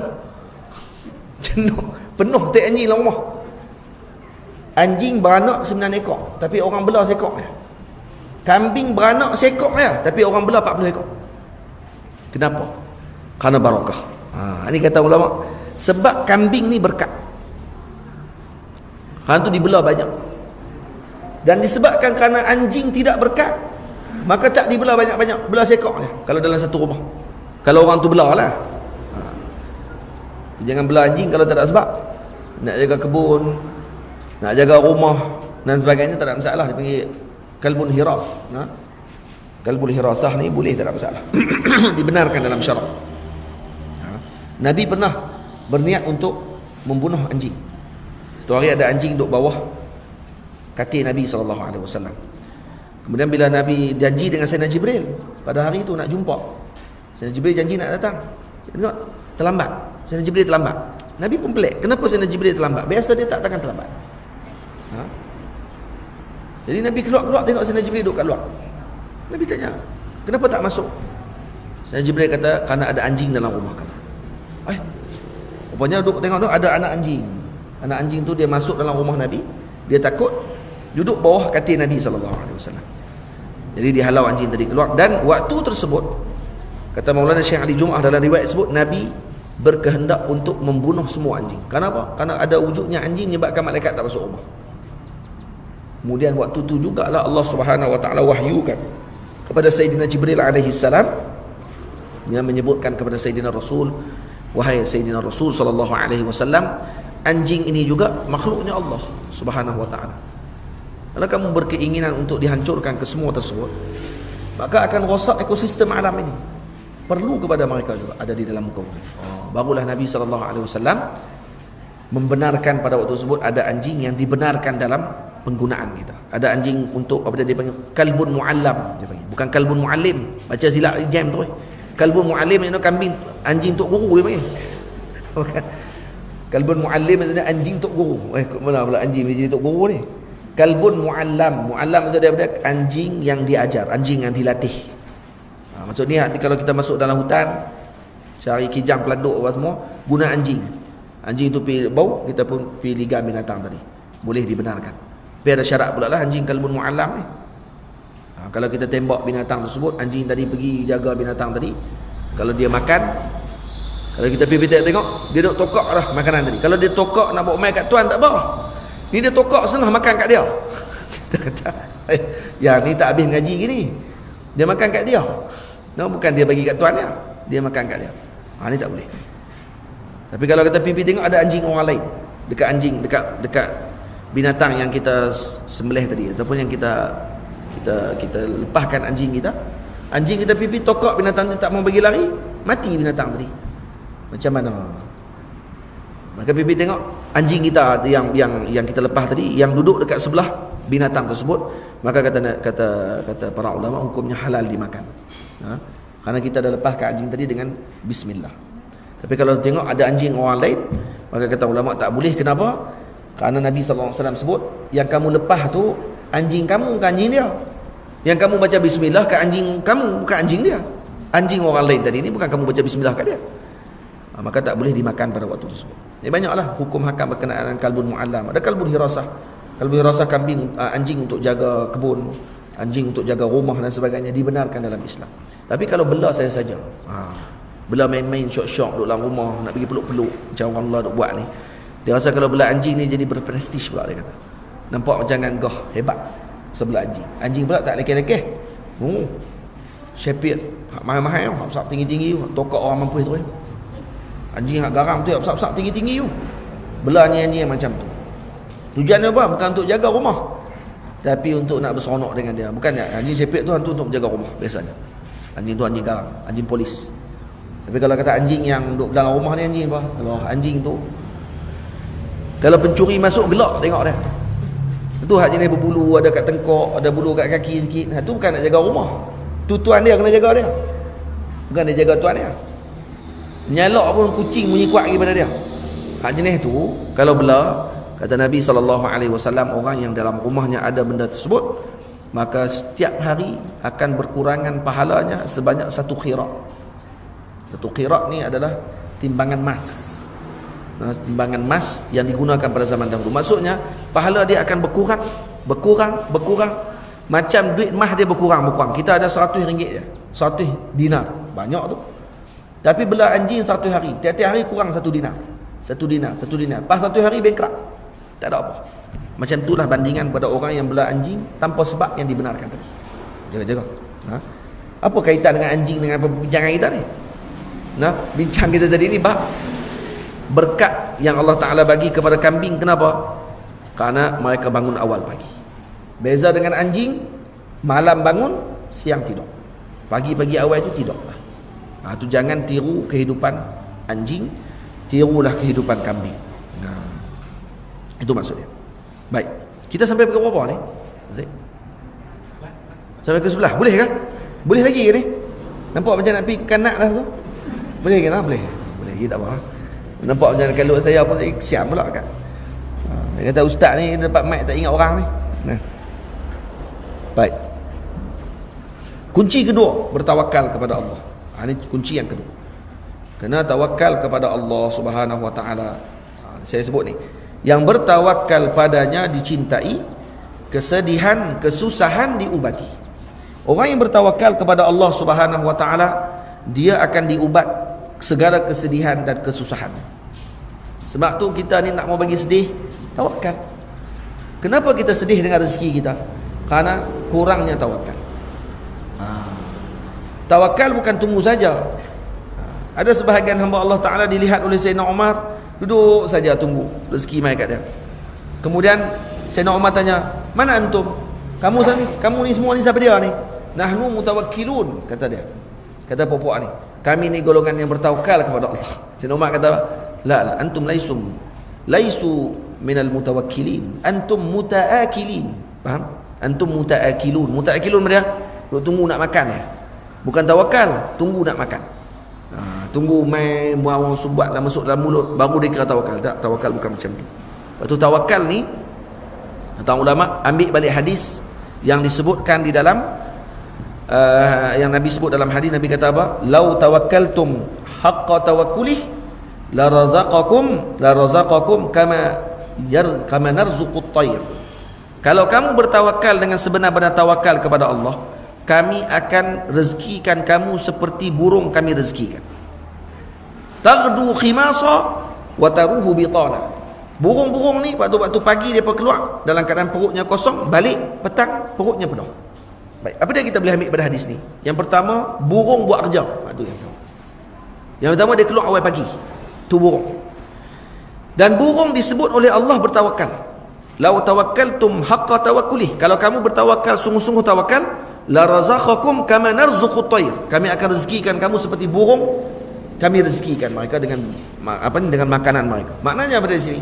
Maknanya burung dianggap disebut dalam syarak bertawakal kepada Allah. Tapi tawakal depa dengan apa? Duduk atas pokok saja tunggu makanan mai, dak. Depa keluar pada waktu pagi. Lepas tu kalau kita perhati tengok burung kalau dia tidur kat satu pokok, nak tengok dia balik waktu bila? Waktu petang. Pokok tu akan penuh dengan dia. Tapi waktu siang tu dia akan pergi merata cari makanan. Itu tawakalnya burung. Maksudnya tawakal ni kena buat apa? Kena buat kerja. Itu baru tawakal. Tawakal bukan duduk saja. Tawakal kena berusaha. Kereta kita bawa kunci. Kunci kereta tadi ni untuk apa tu? Untuk ambil sebab saja. Tawakal kepada, sebihnya tawakal. Saya ambil sebab saja mula-mula. Kunci kereta. Hakikat yang jaga kereta saya siapa dia? Bukan kunci itu, Allah. Tu tawakal. Saya tanam pokok, kemudian tumbuh buah tak tumbuh buah, serah kepada Allah. Yang penting saya tanam pokok. Macam mana nak keluar buah lansat kalau pokok lansat saya tak tanam? Macam mana nak keluar padi kalau saya tak tanam apa ni, orang panggil nak keluar beras kalau saya tak tanam padi? Piduk kat petak benang kita tu tengok saja ya, tengok. Insya-Allah tahun ni keluar pun balik rumah tidur. Keluar bila ya? Dia kena pergi menabak. Kena pergi mengalau apa semua, dia lepas tu tabak apa semua kali buah racun apa semua. Okey, selesai. Lepas tu tunggu. Sebab tu para ulama bincang. Mana yang paling tinggi kedudukannya dalam perniagaan? Dalam pendapatan kita ni mana yang paling barakah? Ada satu kitab namanya As-Sa'yu Al-Barakah. Tajuknya apa? Tajuknya Al-Barakah. Apa dia tajuknya? Lebih kurang tu lah tajuk kitab ni, saya tak ingat. Ada seorang ulama tulis. Dalam tu dia bincang, mana pekerjaan yang paling afdal? Meniaga ke bertani? Jadi petani ke jadi peniaga? Dan sebagian ulama kata petani lebih tinggi kedudukannya. Kenapa? Karena mereka lebih tawakal. Dia tanam tawakal. Jadi mana yang tawakal dia lebih tinggi, maka tu kedudukannya lebih besar. Betul kata meniaga pun sama juga. Meniaga pun dia meniaga, betul dia tawakal, untung rugi dia serah kepada Allah Taala. Sebab tu perniagaan yang begitu diberkati oleh Allah Taala. Itu tuan-tuan jangan pengaruh sangat dengan orang yang duk main duk abad kat kita kata, masuk dengan kita ni mesti untung. Bohong.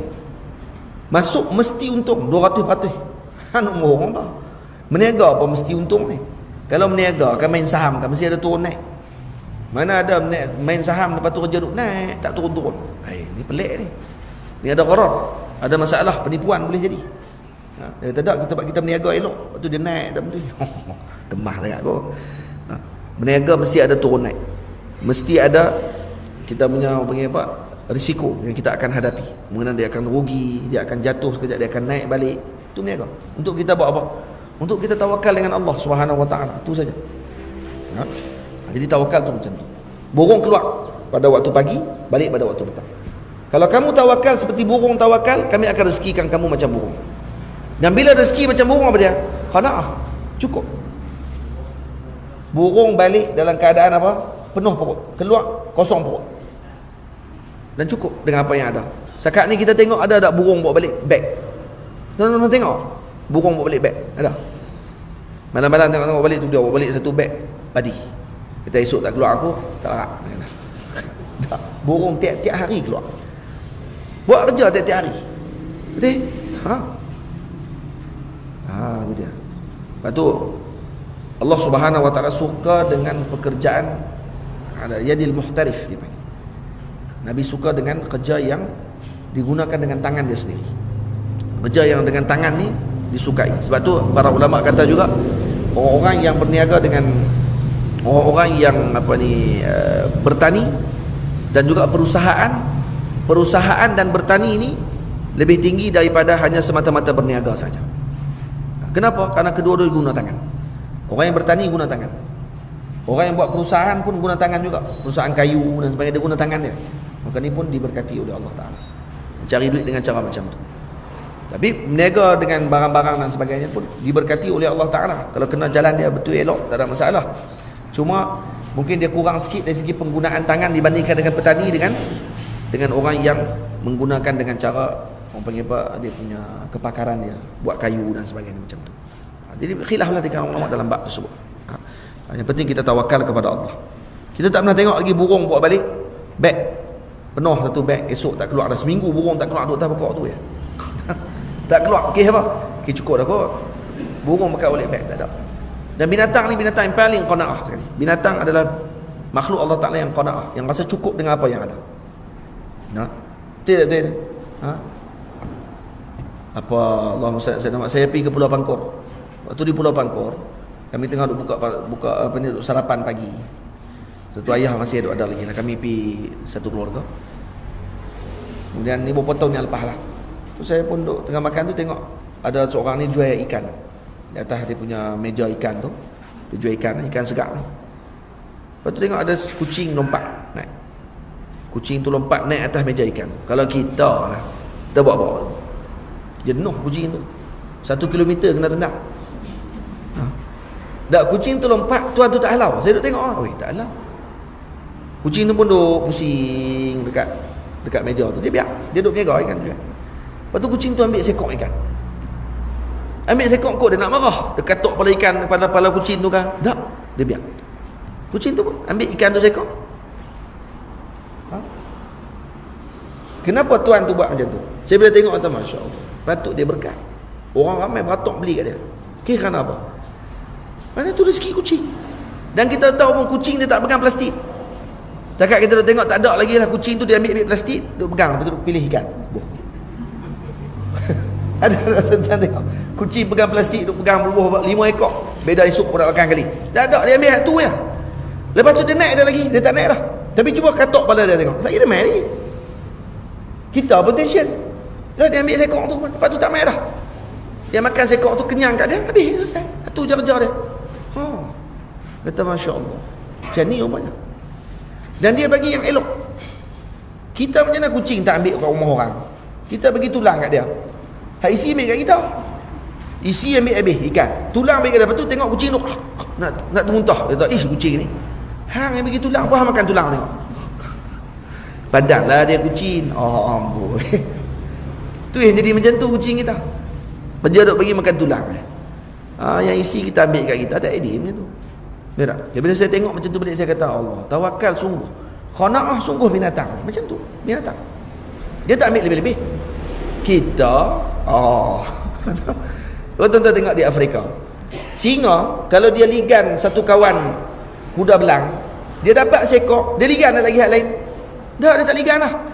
Hak kuda belang lain lari, lari. Lepas tu tengok kawan dia kena tangkap, berhenti. Oh kena dah. Kena. Dia pakai berhenti tengok kawan dia. Oh kena. Lepas tu dia buat apa? Patah balik, pergi makan balik tempat tadi. Lepas tu singa buat apa? Tengok National Geographic tak? Singa tengok buat tak tahu. Jalan boleh sebelah-sebelah. Sebab dah kenyang dah. Dah dapat dah cakap. Semuanya tahu dah. Kalau sampai ajal kami lari sujung dunia pun mati juga. Buat macam mana? Ekosistem dia macam tu. Semua redha. Betul? Tapi cuba orang. Cuba orang tengok kalau kita pergi, kuda belang boleh makan. Kuda belang kita boleh makan. Kuda belang dalam bahasa Arab panggil himar wahsyi. Himar wahsyi daripada keldai liar. Kita panggil kuda belang. Tapi sebenarnya dia keldai liar. Lepas tu kalau kita bayang kuda belang tak ada belang. Keldai. Kuda belang ni cuba buang belang dia tengok. Keldai. Dia bukan kuda, dia keldai. Baik kuda belang ni kalau kata ada kat negara kita lah. Saya duk rasa lah. Habislah hutan tu. Kalau jumpa 4 ekor tembak. 4 ekor bawa balik, lepas tu tak tahu nak bawa balik macam mana. Macam mana nak bawa balik? 4 ekor tembak. Cuba tengok kalau kata binatang, kalau dia masuk dalam hutan. Dia masuk, dia dapat seekor, cukup, habis. Apa yang perlu bagi dia pada hari itu, cukup, selesai. Betul tak? Kita tak macam tu. Makhluk, manusia ni tak macam tu. Manusia kalau kita pergi ke Afrika tuan-tuan, tengok kuda belang banyak macam tu, Allahu Akbar. Dia tembak guna machine gun. Kita macam-macam. Lepas tu kita mana hadang kita sebelah, kita belah. Itu Allah. Ada guru saya Syekh Jamal Farouk kata dia pernah tengoklah dia pergi, dia tak pernah rasa dia kata. Pernah tengok apa ni orang jual kuda belang di Dubai. Waktu dia duduk Dubai daripada jual kuda belang. Tulis himar wahsyi. Himar tak boleh makan, keldai tak boleh makan, haram. Keldai liar boleh makan. Kita liar tu apa dia? Inilah kuda belang. Kuda belang boleh makan, tak ada masalah. Mazhab kita harus. Saya dah tulis kitab bab binatang. Syair juga. Ada hukum hakam bab binatang. Ada berapa ratus bait, dekat 200 bait apa? Ke 300 bait. Saya tulis bab binatang dekat 300 rangkap syair. Hukum hakam binatang tu. Hukum berburu, macam mana nak berburu dan sebagainya. Lepas tu hukum guna pisau, guna senapang, macam mana boleh ke tidak, ada saya tulis kitab.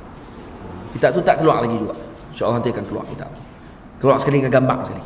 Gambar binatang-binatang. Ada dekat 100 lebih binatang yang saya masukkan dalam kitab saya. Yang dibolehkan kita makan, yang tak boleh kita makan. Binatang apa yang boleh makan, binatang apa tak boleh makan. Nah, sekarang tu di Mesir baru-baru ni, sebelum saya balik. Baik. Itu tawakal kepada Allah Ta'ala. Kunci rezekimu tawakal padanya. Ada di sini sebut, jika kau tawakal pasti kecukupan. Ini yang disebutkan dalam Al-Quran. Kalau kita bertawakal pasti akan dicukupkan oleh Allah Subhanahu wa ta'ala. La razaqakum kama narzuqut tayr. Kamu akan diberikan rezeki seperti mana kami berikan rezeki kepada burung. Ambil apa ni benda tersebut, insya-Allah kita akan rasa tenang saja. Orang yang tawakal dengan rezeki dia ni, dia tak akan rasa dengki dengan orang. Dia tengok kawan ni dapat lebih, semua orang dah ditetapkan Allah Ta'ala. Tak ada yang tersilap. Hak tu kena pegang. Kawan ni nak, saya ni bukan kereta baru tuan, ni kereta pinjam. Kereta saya accident baru ni. Tu kata, kan Ustaz bukan kereta Innova warna hitam. Buat pondok kereta tu tak baru dah. Jaga. Situ saya tulis dalam Facebook tu, saya accident. Saya baik tak mati. Alhamdulillah lah. Allah Ta'ala selamatkan. Lori main himpit. Kami masa baru-baru ni 15 hari bulan, sebab saya nak pergi Kuala Lumpur tu. Kami naik kereta apa ni, duduk di lorong hak yang kanan ni, di highway, dekat dengan cakap jering. Sampai dah, kita dah bagi lampu dah. Tahu dah kata kita nak lalu jalan tu. Kita memang duduk kat situ. Kita tengah duduk laju ni. Lori tu dah nampak dah kita belakang. Nampak kata Ustaz Siraj. Apa ni, kata dia nampak lelaki tu duduk tengok 2-3 kali belakang. Bila kita main sebelah dia, pum, dia keluar. Alhamdulillah lah, tak terbalik kereta. Terkeluar, terkoyak pintu kereta saya. Terbelah saya pula tu. Hak paling teruk hak sebelah saya. Saya baiklah pintu tak terkeluar. Kalau pintu terkeluar, kalau angin masuk dia kata, boleh terbalik kereta. Dan nasib baiklah pemandu pun cekap. Kalau tak cekap, masuk bawah lori. Sebab lori tu dia main macam ni. Lori tu dia main macam ni, kereta kami duduk macam ni. Dan kemudian ikut dengan lori. Lori tu main macam ni, kami pun ikut macam tu. Tu yang seret dengan divider. Seret tu seret. Saya kata Allahu Akbar, tak pernah tengok lah kali pakat Ustaz Sirah sampai trauma sampai hari ni. Dia tengok lori ya, jadi bawa 20. Oh jadi nampak lori kat highway bawa 20. Dia kata ni kita duduk kat safari mana ni, tengok binatang lah. Slow sangat bawa, jadi takut. Dia jadi main perasaan. Duduk nampak lori macam nak main. Nampak lori macam nak main, jadi trauma. Jadi fobia bila tengok lori. Main macam tu sekali. Alhamdulillah tak ada apa. Tayar elok, semua elok. Tapi kalau tengok gaya masa accident tu, Allah, tak tahu lah. Saya rasa macam nak terbalik kereta. Sebab laju, kereta kita laju. Kalau silap sikit je, masuk bawah lori. Dan kalau masuk bawah lori tu, tahu dah lori tu dia tak akan berhenti. Sebab dia seret kami pun dia tak break. Kotlah dia seret, dia break. Dia tak break. Dia sambil seret tu sambil laju. Lepas tu lari. Lari tu yang tak tahan. Lori tu lari. Dan kita pun terlupa nak tengok nombor apa semua, tak apalah. Semua akan balik kepada Allah Ta'ala tu ya. Dia nak lari mana? Lari kat cakap jering tu ya. Dia tak akan keluar pergi ke mana.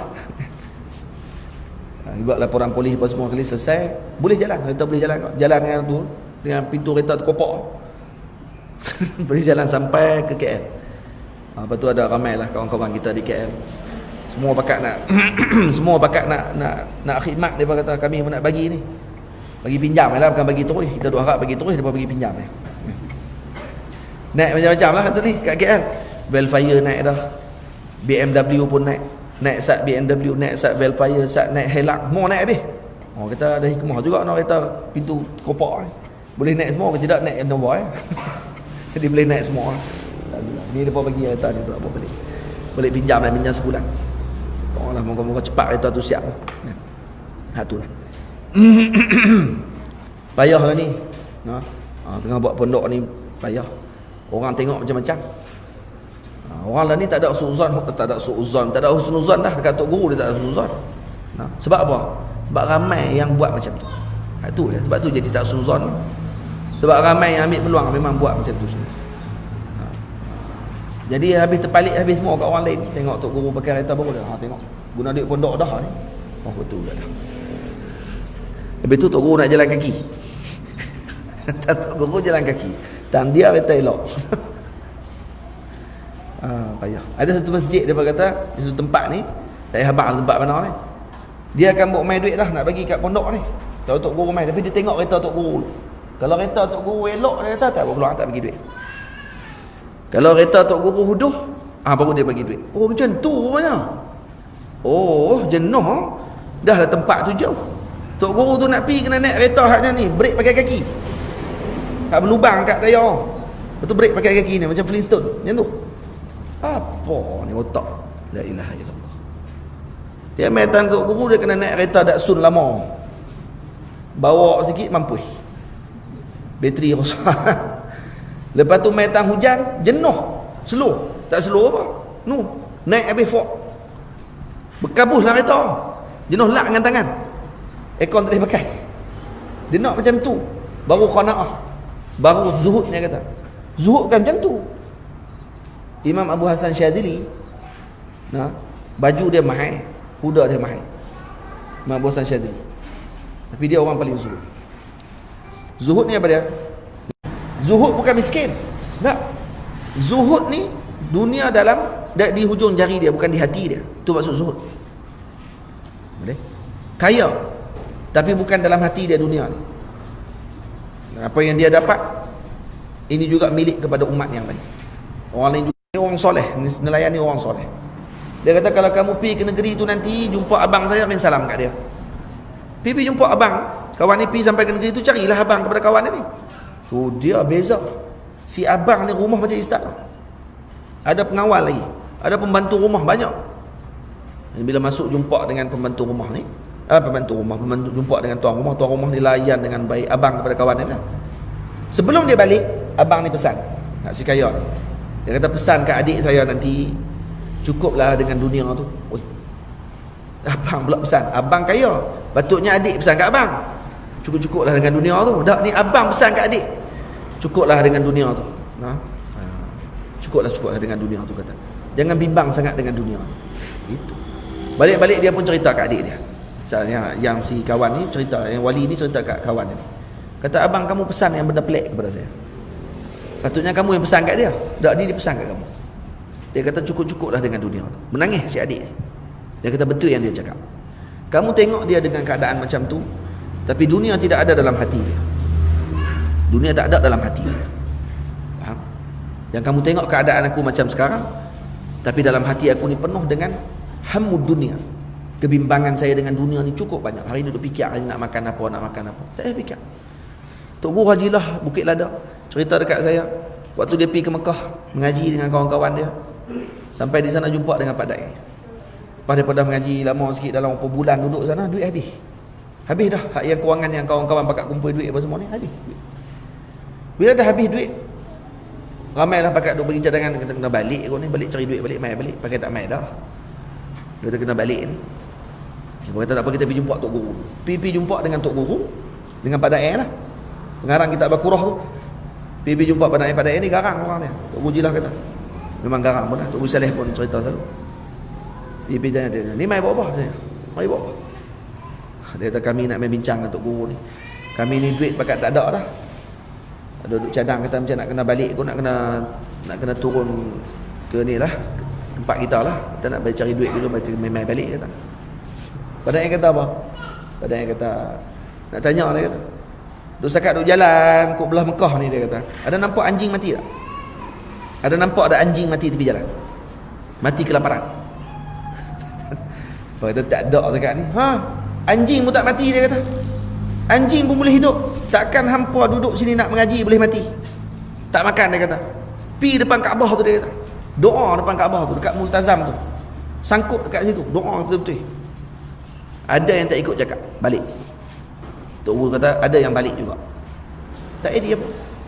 Yang kekal, Tok Guru kekal, duduk pula berapa puluh tahun pula lepas tu. Apa yang jadi? Jadi Tok Guru.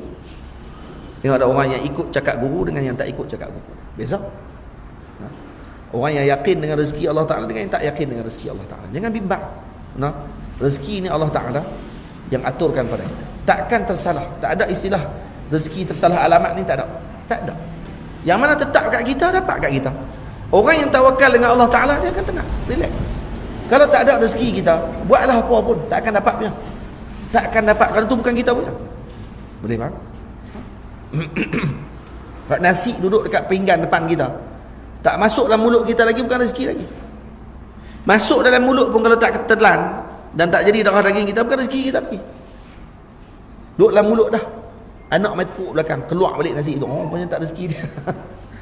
Nah, bukan rezeki dia, terkeluar balik. Dah masuk dah dalam mulut, termuntah keluar balik. Kerana jadi meloya tak larat, keluar balik ayat. Oh, bukan rezeki. Tadi yang masuk dah tadi ni, dah tak tentu lagi. Lagi mana tak jadi darah lagi. Duit dalam bank kita, kan rezeki kita lagi, tak tentu. Lagi mana kita tak guna duit tersebut yang dapat manfaat untuk kita. Sebab tu rezeki apa dia? Ma yuntafa'u bih, sesuatu yang kita bermanfaat dengan memanfaatkan perkara tersebut. Tu baru rezeki yang sepatutnya. 2 minit kita baca. Dan kemudian kunci rezekimu tawakal padanya, yang bertawakal pasti tidak kecewa. Bertawakal tak nafi kau berusaha, jika tinggalkannya itu jahil juga. Kalau kita nafikan usaha bagi tawakal, ini jahil. Orang yang tinggal motor, letak kunci dekat motor dia, lepas tu pergi naik atas pasar raya, tinggal kunci motor dekat motor, kemudian pergi kat Pekanat, balik-balik motor tak ada. Saya tawakal dah tadi ni, tu kan tawakal. Tu bengong orang panggil. Dia tinggal kunci motor buat apa? Tu bukan tawakal. Nabi SAW turun waktu Isra' dan Mi'raj, Nabi ikat buruk dekat tiang. Padahal buruk kalau tak ikat pun tak terbang lah. Duduk kat situ. Tak, tapi kenapa Nabi ikat? Kerana tawakal. Kerana ini tawakal. Usaha dulu, ikat, tawakal kepada Allah Ta'ala. Kerana yang menjaga Allah, bukan kita. Kereta kita kalau kunci bitara mana pun, duduk dalam besi tertutup sekalipun, kalau nak hilang. Tutup guru saya ajak, kalau kata nak tinggal barang-barang kita ni tak mau bagi hilang, lepas kita kunci elok dah apa semua kali, pegang kereta kita tu, pegang motor kita, baca apa? Allah, lupa pula. Nak cerita ke orang tu kita terlupa.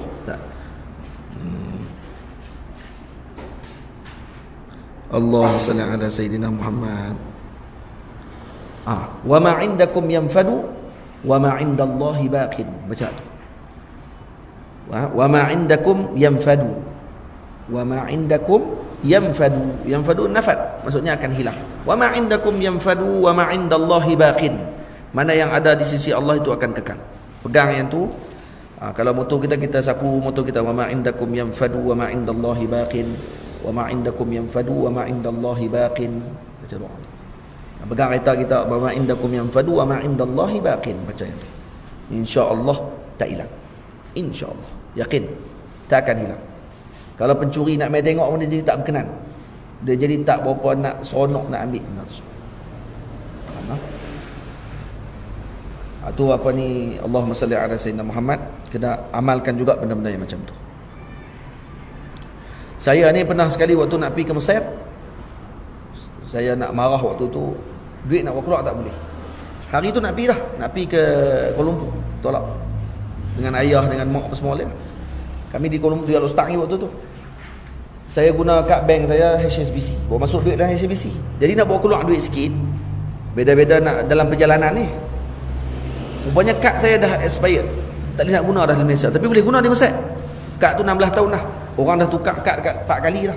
Saya seorang tak tukar-tukar kad. Di Malaysia tak boleh guna, di Mesir boleh guna. Di Mesir dia tak update kad tu, dia boleh ya pakai. Saya pun colok-colok dekat kalau staff kat dalam gawai, tak boleh. Tak boleh keluar ni. Marah. Lepas tu orang rumah saya kata, selawat bang, selawat. Saya ni duk cerita kat orang suruh selawat. Saya duk cerita kat orang suruh selawat. Dalam video dalam YouTube tu banyak orang cerita saya buat selawat ni. Kalau buka YouTube tu, kalau tulis selawat tu banyaklah keluar yang saya sebut ni. Kelebihan selawat gini-gini. Tapi waktu tu jadi terlupa. Saya sebut apa waktu tu, saya takkan lupa sampai bila-bila apa yang saya buat. Dan saya satu benda yang sangat berat yang saya buat. Bila isteri rumah saya kata, duduk sebelah saya, dia kata, bang selawat lah, cucuk tak boleh, keluar balik, cucuk keluar balik. Guna kad dia kena telan tu lagi hebat. Rupanya dah habis, expired semua, tak ada nak buat esok pula abang satu jatuh macam 31 hari bulan, macam tu hari cuti umum. Jadi bila telefon balik, esok tu kami nak balik, Nak balik Mesir. Jadi kita tak ada nak buat, memang takkan sempat buat. Kad takkan sempat buat. Kena tangguh sehari lagi ataupun 2 hari baru akan siap kad tu. Tak nak buat macam mana? Tak apalah. Masa saya duduk cucuk nak ambil dia, duduk geram, duduk marah. Lepas tu orang rumah saya kata, selawat bang, selawat. Selawat lah. Selawat apa saya kata. Saya kata gitu. Saya terlupa waktu tu. Dia nak marah. Selawat apa? Saya kata. Lepas tu baru tersedar. Lepas sebut selawat apa tu, baru saya sedar. Tapi dah ego. Duduk itu. Tapi duduk sebut. Tapi sambil bawa kereta tu, duduk bawa kereta tu, duduk berasa lah hati ni. Awak sebut macam tu. Rasa tak kena ni. Lepas tu kami berhenti juga. Adalah duit sikit. Berhenti. Makan nasi Arab. Dekat Syah Abdana. Kedai kawan saya. Parking. Tak sampai 10 minit. Pecah kereta saya. Pecah cermin. Orang main pecah nak ambil bang. Tapi tak ambil apa. Tak ambil apa. Beg orang rumah saya betul-betul duduk tepi tu. Dia tak ambil.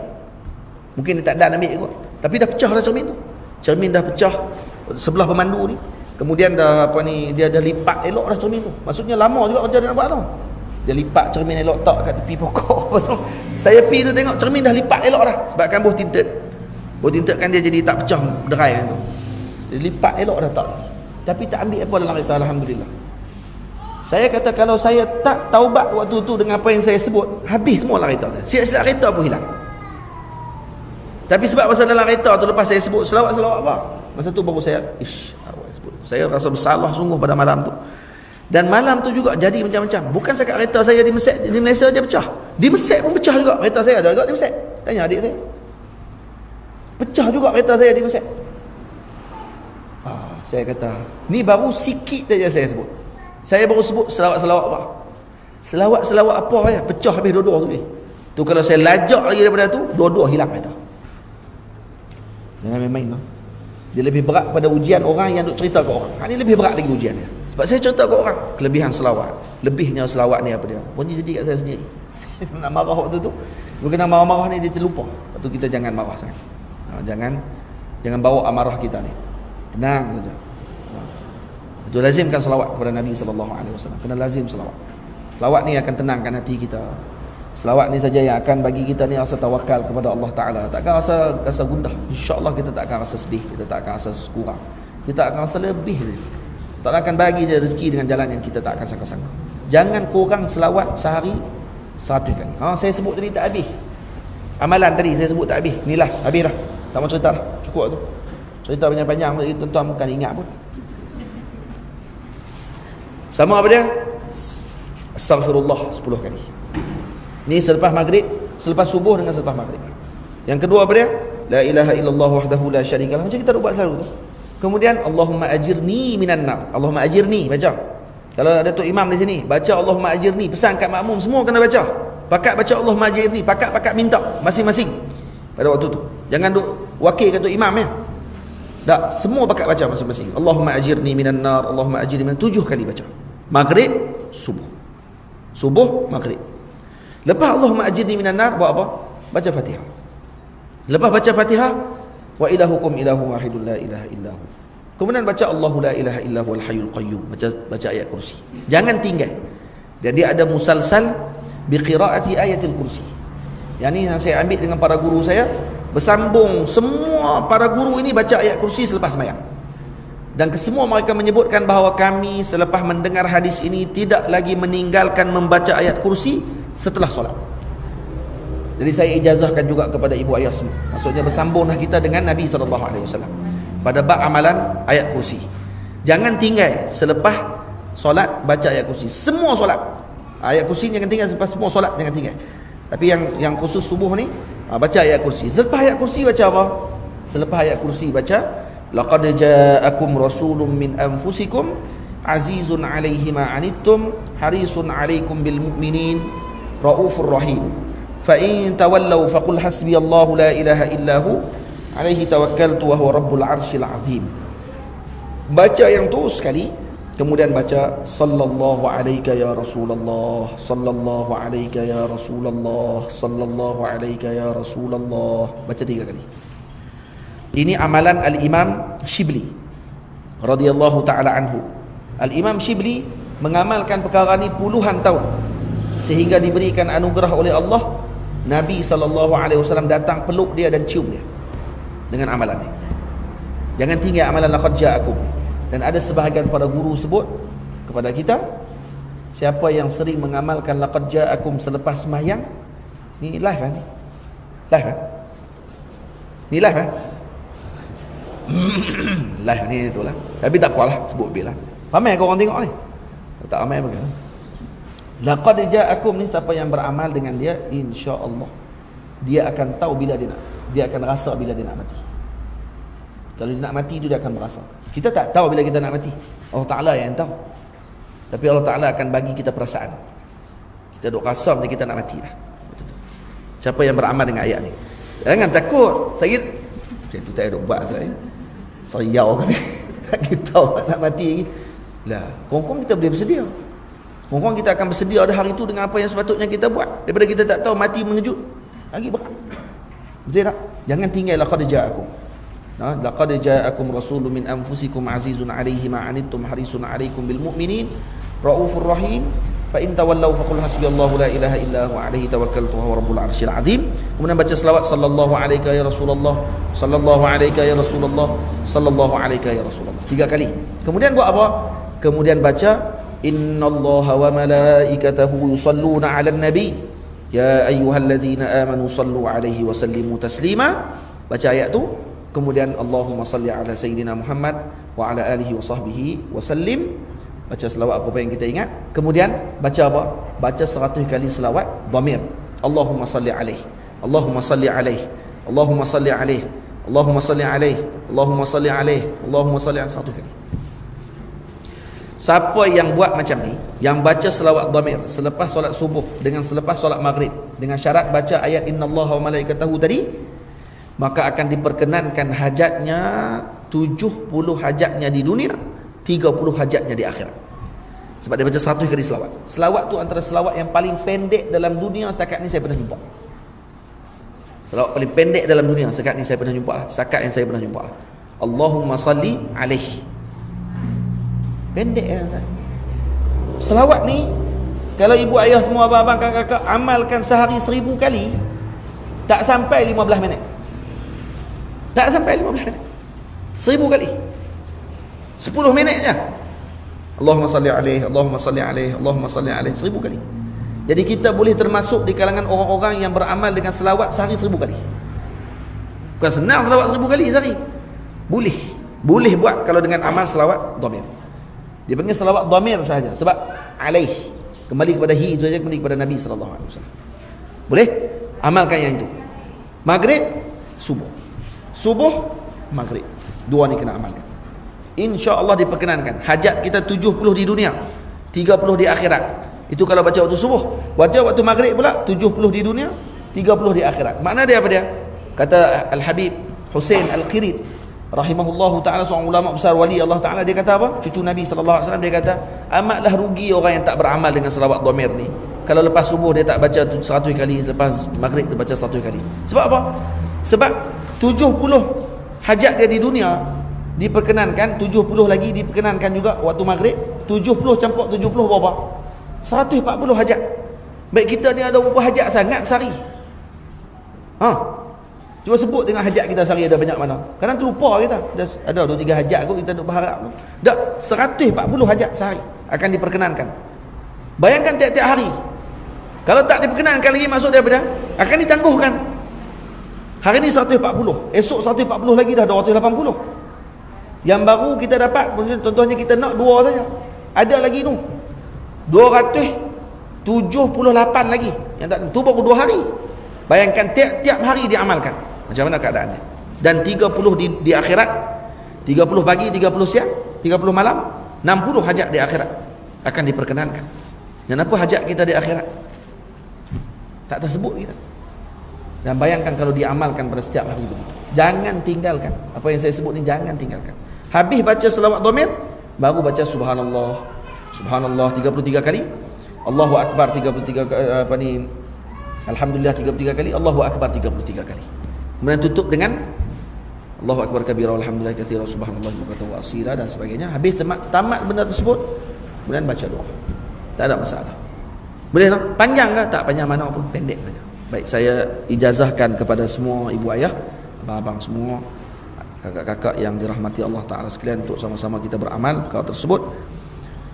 Ini ada grup Facebook, WhatsApp ke ada kah? Ada grup kan? Kalau ada grup tu lagi elok lah. Dalam grup tu nanti boleh seorang anak murid saya ni masukkan dia punya senarai selawat, apa ni, zikir tu. Lepas masuk selawat tu ni pakat share semua, pakat boleh tengok balik, baca balik. Ada anak murid saya dah tulis dah. Dia dah tulis dah apa ni, semua tertib tu. Kan? Alif lagi minta WhatsApp tu, dalam grup tu masukkan. Orang panggil apa, yang wirid yang kita sebut tu, yang sama-sama pakat beramal. Tak banyak pun, maghrib dengan subuh saja.